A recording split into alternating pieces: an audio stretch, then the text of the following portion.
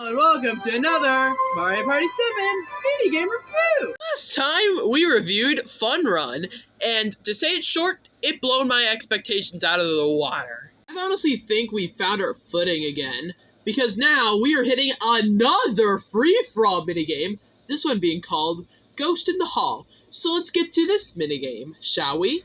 Here's how you play this minigame. You and the other three players are inside a mansion, and your job is to just try to get to the end. However, there are multiple traps on the way, like booze and doors, so there are many paths that this entire maze can go. And the first player to get to the end wins, obviously. But yeah, that's pretty much the entire minigame. And this one's all up to pretty much a ton of mystery.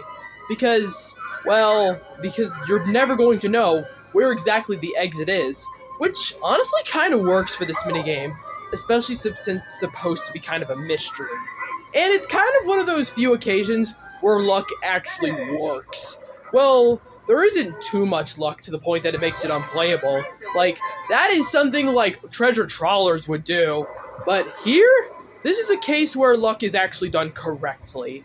Like, there isn't too much randomization in the courses. However, I feel like the obstacles really more than make up for that, because they are always randomized.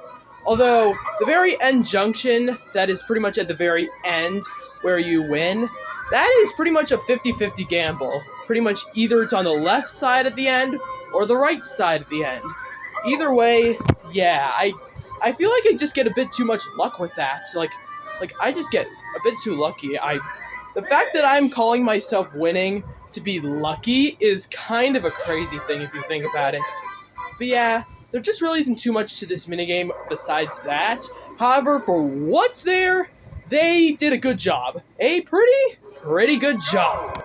It may not have any sort of records, however, I feel like it just makes up for it for the fact that it's a big mystery.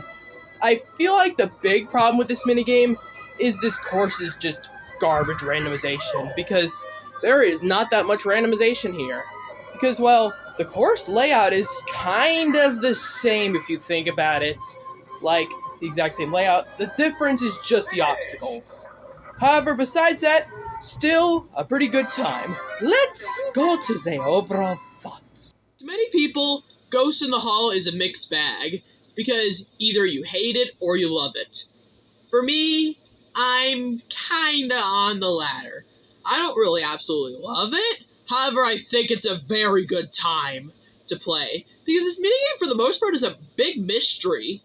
Like, although I kind of wish that the layout could be a bit more randomized, because at the very end junction, it's a bit of a gamble on if the ending's on the very left side or the very right side.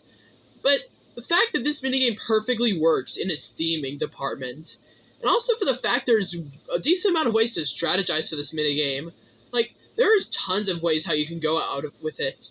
However, the course randomization kind of is bland, which is why I'm not giving it a higher score. However, for what it is, I'm giving it 4 stars. It's a pretty good time. And that's it for today.